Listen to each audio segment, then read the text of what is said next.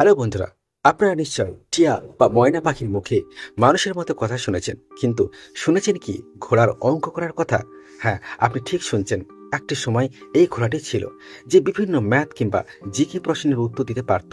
শোনাবো সেই কথা, কিন্তু আপনাকে থাকতে হবে ভিডিওর শেষ পর্যন্ত।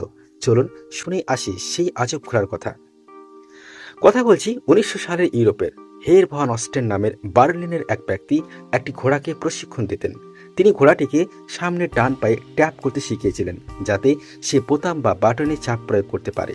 ট্যাপ করে ঘোড়াটি কোনো প্রশ্নের সঠিক উত্তরটি বলতে পারত।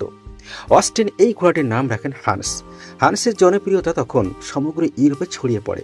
ইউরোপিয়ানরা হান্সকে ক্লেভার হান্স বলে ডাকতে শুরু করে। হান্সের মালিক তাকে যোগ, বিয়োগ, গুণ, ভাগ অঙ্কের সঠিক উত্তর নির্বাচন করার প্রশিক্ষণ দেন। হান্স কোনটি মানুষের ভাষা আর কোনটি পশুর ভাষা তা পৃথক করতে পারত।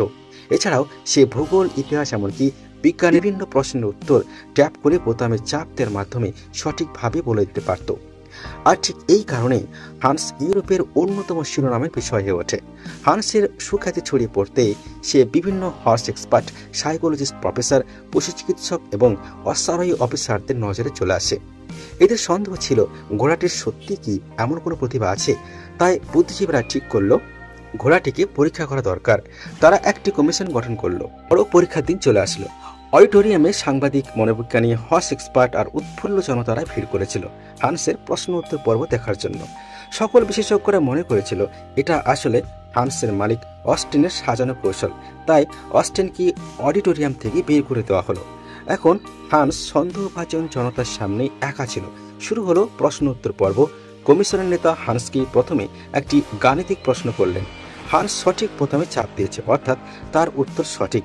হান্স পরপর 3টি প্রশ্নের সঠিক উত্তর দিল। কমিশন কনফিউজ, সমালোচকরা চুপ হয়ে বসে রইল।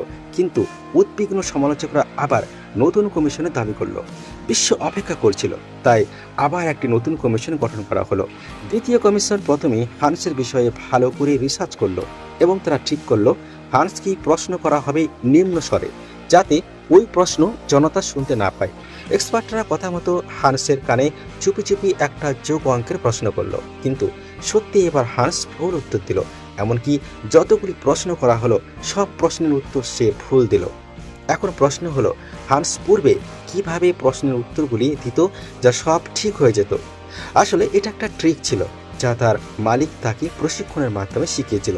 ট্রিকটি হলো, যখন হান্সকে প্রশ্ন করা হতো এবং তার সামনে একাধিক উত্তরের অপশন রাখা হতো, সে বোতামে চাপ দেওয়ার আগে জনতার রিয়াকশন বোঝার চেষ্টা করত। যখন সে ভুল বোতামে চাপ দিতে যেত, তখন জনতার মধ্যে অনেকের চোখে মুখে একটা উদ্বেগ ফুটে উঠত। হান্স তখন বুঝতো এটা ভুল উত্তর। তখন সে দ্বিতীয় বোতামে চাপ দিত এবং উত্তরটি সঠিক হতো। দ্বিতীয় কমিশন এটাই বুঝতে পেরেছিল, তাই অডিটোরিয়ামে হান্সকে চুপি প্রশ্ন করেছিল, যাতে জনতা পর্যন্ত সেই শব্দ না পৌঁছায় আর জনতার রিয়াকশন হান্স বুঝতে না পারে। এইভাবেই ধরা পড়েছিল হান্সের চালাকি।